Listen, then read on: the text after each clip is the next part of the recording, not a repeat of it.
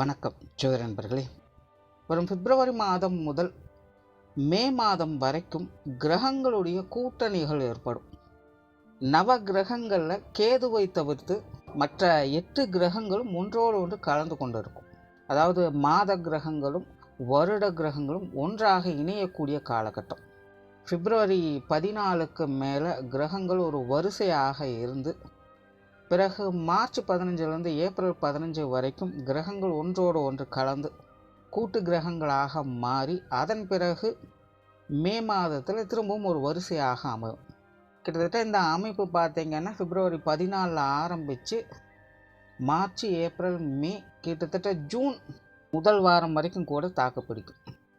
கிரகங்கள் ஒன்றாக சேர்ந்து இருக்கும்பொழுது கூட்டு கிரக அமைப்புகள் ஏற்பட்டு கூட்டு கிரக யோகா அமைப்புகள் அப்படிங்கிறது செயல்படும். கிரகங்கள் வரிசையாக இருக்கும்போது கிரகமாளிகா யோகம் அப்படிங்கிறது செயல்படும்.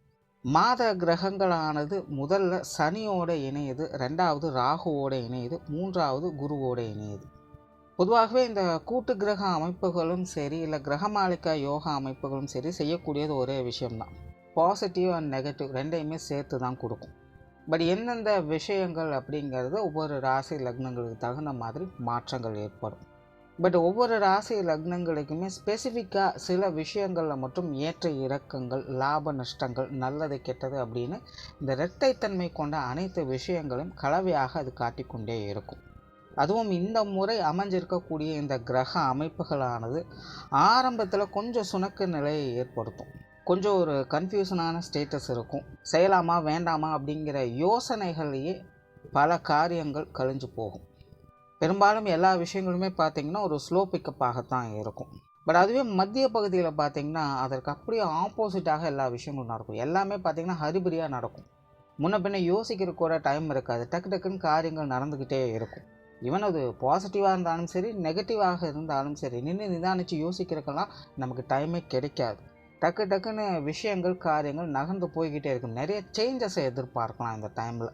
கண்ணு மூடி கண்ணு திறக்கிறதுக்குள்ள என்ன நடந்துச்சு அப்படின்னு தெரியாத மாதிரி சில காரியங்கள்லாம் டக்கு டக்குன்னு மூவ் ஆகிட்டு போய்கிட்டே இருக்கும்.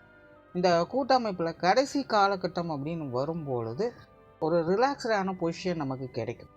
அதாவது எப்படி இருக்கும் பார்த்திங்கன்னா, ஆரம்பத்தில் என்ன பண்ணுறதுனே தெரியாமல் முழிச்சிட்டு இருந்தோம். திடீர்னு இடையில என்ன நடந்ததுன்னு தெரியல, அறக்கப்பறக்க எல்லா விஷயங்களையும் செஞ்சு முடிச்சிட்டோம். இப்போ கொஞ்சம் நிம்மதியாக இருந்தால் போதும், அமைதியாக ரெஸ்ட் எடுத்தால் போதும் அப்படிங்கிற மைண்ட் செட்டுக்கு கொண்டுட்டு போகும். நல்லதோ கெட்டதோ சந்தோஷமோ துக்கமோ எப்படியோ அலைஞ்சு தெரிஞ்சு கஷ்டப்பட்டு நினச்சதை செஞ்சு முடிச்சிட்டோம் அப்படிங்கிற ஒரு மைண்ட் செட்டில் நம்ம கொண்டு போய் உட்கார வைக்கும். பொதுவாக கூட்டு கிரக அமைப்புகள் ஏற்படும் பொழுது அங்கே பாசிட்டிவ் நெகட்டிவ் ரெண்டும் கலந்த விளைவுகள் தான் இருக்கும். காரணம் என்ன அப்படின்னு பார்த்தீங்கன்னா, கிரக கூட்டணிகள் அப்படிங்கிறது பாசிட்டிவ் கிரகங்களும் நெகட்டிவ் கிரகங்களும் இணையக்கூடிய அமைப்புகள் தான். தவிர ஸ்தான பலத்தின் அடிப்படையிலையும் பார்த்தீங்கன்னா சில கிரகங்கள் பாசிட்டிவாகவும் இருக்கும், சில கிரகங்கள் நெகட்டிவாகவும் இருக்கும். பட் இங்கே எல்லா கிரகங்களுமே ஒன்று சேரும் பொழுது அப்போ அங்கே ஸ்தான பலமும் அந்த பாசிட்டிவ் நெகட்டிவ் கலந்த நிலைகளை தான் அது செயல்படவும் செய்யும். ஸோ இயற்கையாகவே இந்த கூட்டு கிரக அமைப்புகள்லாம் ஏற்பட்டுடுச்சு அப்படின்னா முழுசாக நம்ம நல்ல விஷயங்களும் எதிர்பார்க்க முடியாது. அதுக்காக முழுசாக எல்லாமே கெட்ட விஷயங்கள் தான் அப்படின்னு சொல்லிட முடியாது. இந்த மாதிரியான கிரக அமைப்புகள் ஏற்படும் பொழுது தான் அங்கே அதிர்ஷ்டமும் வேலை செய்யும், துரதிர்ஷ்டமும் வேலை செய்யும். அது அதிர்ஷ்டமா இல்லை துரதிர்ஷ்டமா அப்படிங்கிறதான் அவங்களுடைய பிறப்பு ஜாதகம் முடிவு செய்யும். பிறப்பு ஜாதகத்தில் அவங்களுடைய கிரக அமைப்புகள் இப்போது எந்த நிலைமையில் இருக்குது அப்படிங்கிறத வச்சு அதை டிசைட் பண்ணலாம். பட் இங்கே நம்ம பொது பலன்கள் பார்க்குறதுனால ஜென்ரலாக இது எப்படி இருக்கும் அப்படிங்கிறத புரிஞ்சுக்கிட்டிங்கன்னா அதை கொஞ்சம் ஈஸியாக எடுத்துகிட்டு போகலாம். ஒருவேளை இந்த காலகட்டங்கள் உங்களுக்கு நல்ல விஷயங்கள் நடந்துக்கிட்டு இருக்குது அப்படின்னா நீங்கள் சந்தோஷமாக அதை மேற்கொண்டு எடுத்துகிட்டு போகலாம். ஒருவேளை உங்களுக்கு மோசமான விஷயங்கள் நடந்துகிட்ருக்கு அப்படின்னா நீங்கள் அதை நினச்சி பெருசாக பயப்பட வேண்டியதில் கவலைப்பட வேண்டியது, பெருசாக அதை நினச்சி ரிஸ்க் எடுக்காதீங்க, ஃப்ரீயாக விடுங்க. கொஞ்ச நாள் அது தானாகவே சரியாயிடும். திரும்ப திரும்ப அதே விஷயங்களுக்குள்ளே போய் மாட்டிக்காதீங்க. ஒரு 3 மாதம் பொறுமையாக இருந்துட்டு அதன் பிறகு உங்களோட ப்ராசஸை ஸ்டார்ட் பண்ணுங்கள். ஸோ அதற்கு தகுந்த மாதிரி நீங்கள் கொஞ்சம் ஃப்ளெக்சிபிளாக இருந்துட்டீங்க அப்படின்னா இந்த காலகட்டம் உங்களுக்கு கொஞ்சம் சமாளிக்கக்கூடிய வகையிலும் சிறப்பான வகையிலும் அமையும். தவிர பொதுவான வகையில் ஒவ்வொரு ராசி லக்னங்களின் வகையில் ஒவ்வொரு ராசிக்கும் ஒவ்வொரு விதமான வகையில் இது ஸ்பெசிஃபிக்காக வேலை செய்யும். அது உங்களுடைய ராசிக்கு என்னென்ன விஷயங்கள் அப்படிங்கிறத மேற்கொண்டு பார்க்கலாம். தவிர இது ராசிக்கு பொருந்துமா இல்லை லக்னத்துக்கு பொருந்துமா அப்படிங்கிற டவுட்டு வேண்டாம். ஏன்னா இது ராசிக்கும் பொருந்தும், லக்னத்துக்கும் பொருந்தும். துலாம் ராசி துலாம் லக்னக்காரங்களுக்கு இந்த 4 மாத கிரக கூட்டணிகள் என்பது மறக்க முடியாத நினைவுகளை ஏற்படுத்தக்கூடிய காலகட்டமாக இருக்கும். குறிப்பாக இந்த காலகட்டத்தில் உங்களுடைய ராசிநாதனான சுக்கிரன் உச்சம் பெறக்கூடிய நிலையும் ஏற்படுது. இந்த மார்ச் ஏப்ரல் மாத காலகட்டங்களில் பார்த்தீங்கன்னா சுக்கிரன் உங்களுடைய ராசி லக்னத்துக்கு 6ஆம் இடத்துல உச்சநிலை அடைவாங்க. உடன் ராகுவுடைய சேர்க்கையும் இருக்கும். பொதுவாக மனிதர்களை மனோநிதி மனுஷா அப்படின்னு சொல்லுவாங்க. அதாவது மனிதனை ஆளக்கூடியது அவனுடைய மனம்தான். ஸோ அந்த மாதிரி இந்த துலாம் ராசி துலாம் லக்னக்காரங்க இந்த காலகட்டங்களில் அவங்களுடைய மன எண்ணங்களுக்கு மன உணர்வுகளுக்கு அதிக முக்கியத்துவம் கொடுத்து வருவாங்க. எனக்குள்ளே ஒரு உள்ளுணர்வு இருக்குது, அதுதான் என்னை வழி நடத்திட்டு இருக்குது அப்படின்னாலும் சொல்லுவோம் பார்த்தீங்களா. இல்லைனா ஏதோ ஒன்று நல்ல விஷயமோ கெட்ட விஷயம், பட் உள்ளுக்குள்ளே ஏதோ ஒன்று உணர்த்திக்கிட்டே இருக்குது அப்படின்னாலும் சொல்லுவோம் பார்த்தீங்களா. கிட்டத்தட்ட அந்த மாதிரியான உணர்வுகளை பெறக்கூடிய காலகட்டமாக இது அமையும். அதனால் துலாம் ராசி துலாம் லக்னக்காரங்க இந்த காலகட்டங்களில் உங்களுடைய மைண்டு என்ன சொல்லுதோ அதை அக்செப்ட் பண்ணுங்கள். Even it's a positive or negative. காரணம் என்னென்னா அதுதான் உங்களுடைய விதியினுடைய அமைப்பாகவும் இருக்கும். அதனால் துலாம் ராசி துலாம் லக்னக்காரங்களுக்கெல்லாம் எதுனாலும் ஏற்றுக்கக்கூடிய அந்த மன தைரியம் அந்த மனப்பக்குவம் அப்படிங்கிறது தேவைப்படும். ஏங்க இது அப்படி சொல்கிறேன் அப்படின்னா இது பொதுவான வகையில் சொல்லக்கூடியது. பட் சுய ஜாதக அடிப்படையில் ஒரு சிலருக்கு இது சாதகமாகவும் இருக்கும், ஒரு சிலருக்கு இது பாதகமாகவும் இருக்கும். பட் அந்த ஜாதகத்தின் அடிப்படையில் கட்டாயமாக ஒரு நிகழ்வுகள் ஏற்படக்கூடிய மாற்றங்கள் ஏற்படக்கூடிய காலகட்டமாக இது அமையுது. அதனால் நல்லதோ கெட்டதோ எதையுமே அக்செப்ட் பண்ணக்கூடிய அந்த மனப்பக்குவம் மன தைரியம் அப்படிங்கிறது துலாம் ராசி துலாம் லக்னக்காரங்களுக்கு இந்த காலகட்டத்தில் அவசியமாக இருக்கும். குறிப்பாக இந்த காலகட்டங்களில் பொருளாதாரம் சார்ந்த விஷயங்கள் அதிக தாக்கங்கள் இருக்கும்.